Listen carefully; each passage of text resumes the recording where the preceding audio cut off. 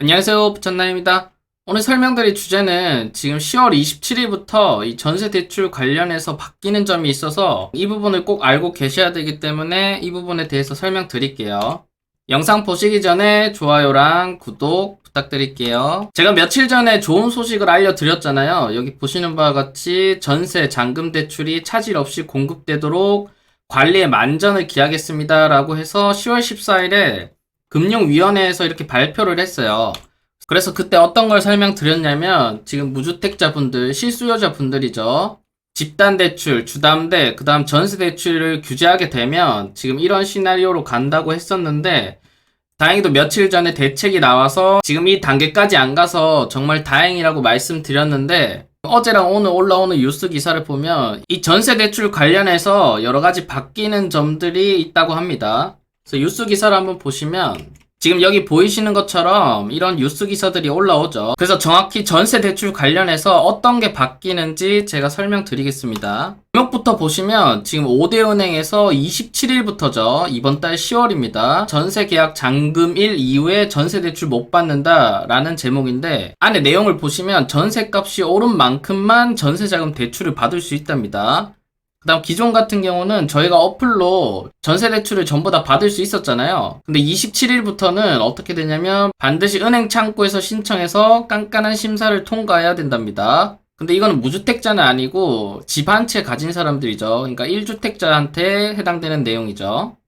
그 다음 또 바뀐 게 뭐냐면 지금 전세자금 대출 신청도 임대차 계약서상 잔금 지급일 이전까지만 할 수 있게 된답니다. 보통 저희 전세자금 대출 같은 경우는 잔금을 치르고 나서 이 뒤에 3개월 동안은 전세자금 대출을 신청해서 받을 수 있었거든요. 근데 지금 보시면 잔금일 이전에 신청을 해야만 전세대출을 받을 수 있답니다. 그 다음 또 내용을 보시면 17일에 이제 국민, 신한, 하나, 우리, 농협 5대은행 담당자들이 만나서 비공식 간담회를 열었대요. 거기서 결정난 내용이 아까 말씀드린 임차 보증금 증액 금액 범위 안에서 대출 한도로 운영하기로 했습니다. 라고 결정을 했고 기존 같은 경우는 집주일과 주민등록 전입일 가운데 이른 날로부터 3개월 이내 그러니까 이 말은 뭐냐면 그러니까 이날에 제가 이사를 했어요. 이사를 했으면 지금 이렇게 3개월과 이렇게 3개월로 해서 전후 3개월 동안 전세대출을 받을 수 있는 거죠. 근데 이제 바뀌는 게 어떤 거냐면 잔금 지급일 이전까지만 한마디로 지금 이쪽은 안 되고 여기서만 신청을 해야 가능하단 거죠. 이렇게 하는 이유로는 구멍막기라고 하는데 본인의 돈이 더 있음에도 불구하고 전세자금 대출을 풀로 받아서 그 돈이 부동산이랑 주식, 그 다음 다른 자산 투자에 흘러 들어가는 것을 최대한 막기 위한 조치라고 하죠. 그래서 여기 예시를 들어놨는데 기존 임차 보증금, 기존 전세값이 4억 원이었는데 이제 재계약을 하면서 2억 원이 올랐어요. 6억까지 올랐죠. 이런 경우에는 기존에는 이 80%, 6억의 80%인 4억 8천만 원까지 전세자금 대출이 가능했었는데 지금은 어떻게 되냐면 여기 오른 딱 2억까지만 빌릴 수 있다고 하는 거죠. 이것도 제가 뒤에서 다시 자세히 한번 설명드릴게요. 본인 자금이나 가족, 친척 등으로부터 빌린 돈으로 전세값을 이미 해결하고 아까 말씀드린 거죠. 잔금을 치르고 이 뒤에 대출을 받을 수 있는 거를 원천 차단하겠다는 거죠. 이 그래프는 지금 5대은행 주택담보대출 현황인데 자, 2020년 12월 말에 전세자금 대출 잔액이 한 105조 원 정도였죠. 근데 1년도 채 되지 않았는데 지금 전세자금 대출이 한 122조 원, 그러니까 한 16% 정도 오른 거죠. 근데 이거는 단순히 생각해보면 저희가 작년 말부터 지금까지 전세가가 계속 올랐잖아요. 어떻게 보면 이 오른 금액만큼 이 대출금이 늘어난 거라고 보실 수 있죠. 그러니까 이미 지금 작년 말에도 임대차 3법 때문에 전세가가 상당히 많이 오른 수준이었어요. 자, 그러면 아까 뉴스 기사를 종합해서 최종적으로 정리를 해드릴게요. 자, 첫 번째, 전세값이 오른 만큼만 대출을 받을 수 있습니다. 상황별로 있는데, 자, 첫 번째, 기존에 대출금이 있었을 경우죠. 그러니까 기존에 지금 살던 집이 전세가 3억이고 거기서 제가 2억을 대출을 받고 있어요. 근데 지금 이 3억 원이 재계약할 때 보니까 지금 4억까지 오른 거죠. 그래서 4억으로 전세 대출을 받으려고 하면 기존 같았으면 이제 4억의 80%인 3억 2천만 원까지 대출을 받을 수 있었던 거죠. 근데 3억 2천만 원 대출을 받을 수 있는 게 아니라 지금 보시는 바와 같이 3억에서 4억이면 1억이 올랐죠. 그러니까 1억까지만 대출을 받을 수 있게 해준답니다. 결론적으로 총 대출은 3억이 되는 거죠. 그러면 이 3억 2천에서 3억을 빼면 2천만 원이죠. 그래서 본인이 2천만 원을 사용할 계획이 있었다면 이제는 안 되는 거죠. 근데 지금 여기 수치를 보시면 아시겠지만 그렇게 차이가 많이 안 납니다. 기존에 대출이 있던 사람들은. 기존에 대출금이 있는 사람들은 그렇게 큰 걱정을 안 하셔도 돼요. 왜냐하면 어쨌든 증액분만큼, 그러니까 1억이 올랐으면 1억이 오른 만큼 1억을 대출해준다고 하니까 본인 돈이 들어가는 게 없잖아요. 그렇기 때문에 실제로 큰 걱정을 안 하셔도 되는 거죠. 그런데 이제 이 두 번째 경우가 조금 피해를 볼 것 같아요. 여기 보시면 기존에 대출금이 없었을 경우죠. 근데 기존에 전세금이 3억인데 이게 모두 본인 자금이었어요. 그러니까 어떻게 보면 본인 3억이 그대로 전세로 들어가 있는 거죠. 근데 이게 지금 1억이 올랐다면 기존과 같았으면 이제 전세를 재계약하니까 전세 대출을 받아서 자금을 좀 융통해야겠다 라고 생각을 하면 4억에서 80%인 3억 2천만 원을 대출 받을 수 있었죠. 사람은 이렇게 대출을 받는다 치면 본인이 2억 2천 정도를 굴릴 수 있는 자금이 생기는 거죠. 근데 이게 지금은 어떻게 바뀌냐면 현재 기준으로는 아까 말씀드렸듯이 추가분 1억에만 대출을 받을 수 있잖아요.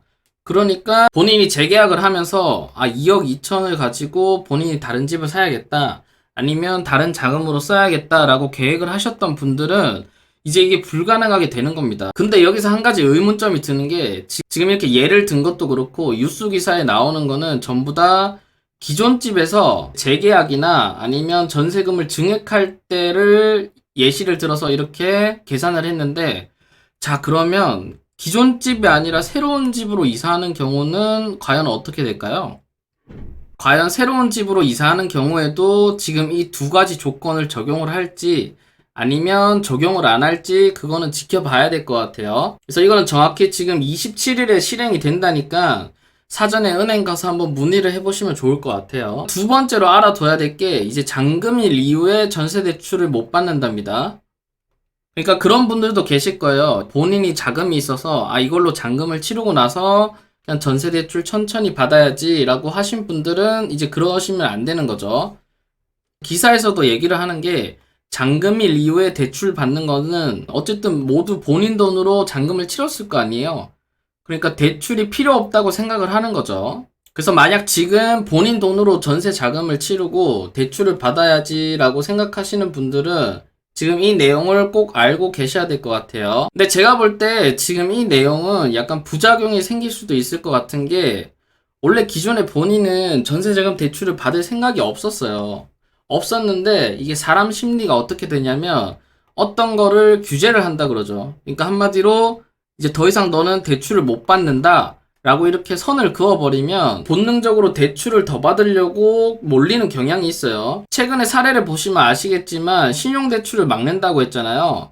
그 막는다고 하니까 그 당시에 은행이 어떻게 됐죠? 전부 다 은행으로 달려가서 신용대출을 받겠다고 엄청나게 몰려들었죠. 그러니까 이것과 똑같은 거예요. 원래 기존에 본인은 전세대출을 받을 생각이 없었는데 갑자기 이렇게 전세대출을 못 받는다고 해버리면 기존에 대출을 안 받으려는 사람들도 이 심리로 인해서 대출을 받을 가능성이 많아지는 거죠. 개인적으로 이러한 이유 때문에 전세대출이 좀 더 많아질 것 같아요. 자, 그 다음 세 번째 내용은 뭐냐면 한 주택자는 이제 전세대출을 받으려면 비대면이 안 되고 무조건 은행에 와서 엄격한 심사를 거친다고 합니다. 자, 기존에 지금 한 주택자 같은 경우는 전세 대출을 어떻게 받을 수 있냐면, 자, 이게 6.17 대책으로 발표가 된 건데, 만약 본인이 갖고 있는 한 주택이 9억을 초과하면 우선 전세 대출을 못 받습니다. 이 작년 6월 17일 이후에 투기지역, 투기과열지구죠. 여기서 시가 3억 원을 초과하는 아파트를 신규로 구입하는 경우도 이미 전세 대출을 못 받는 거죠. 그래서 어떻게 보면 지금 이 한 주택자 같은 경우는 어떤 상황이냐면 2020년 6월 17일 이후로 투기 과열지구에 3억 이하 아파트를 취득했거나 아니면 조정지역, 그 다음 비조정지역에 아파트를 취득한 사람이랑 그 다음 6.17 이전의 한 주택자들은 어쨌든 이 9억 원 이하의 주택을 갖고 있는 사람들인 거죠. 그래서 실제로 이분들이 전세 대출을 받으려면 은행을 가서 받아야 되는데 당연히 이 심사 기준에는 실수요 여부를 파악하겠죠. 그래서 제가 생각했을 때는 우선 전세 대출이 실행되면 아마 무조건 거기에 실거주를 하고 있는지 확인을 하러 갈 것 같아요. 두 번째로는 대출금을 축소한다든지 소득 수준을 확인해서 대출금을 줄인다. 이것도 정확히 어떤 식으로 진행이 될지는 모르겠어요. 그래서 결론적으로 지금 10월 27일부터 아까 말씀드린 총 3가지의 규제가 들어가기 때문에 지금 전세 대출을 받으려고 하시는 분들은 꼭 은행에 지금 말씀드린 이 3가지에 대해서 문의를 해보시기를 바랄게요. 그래서 오늘 영상은 여기서 마치고요. 오늘 영상이 도움되셨다면 좋아요랑 구독, 그 다음 알림 설정까지 부탁드릴게요. 감사합니다.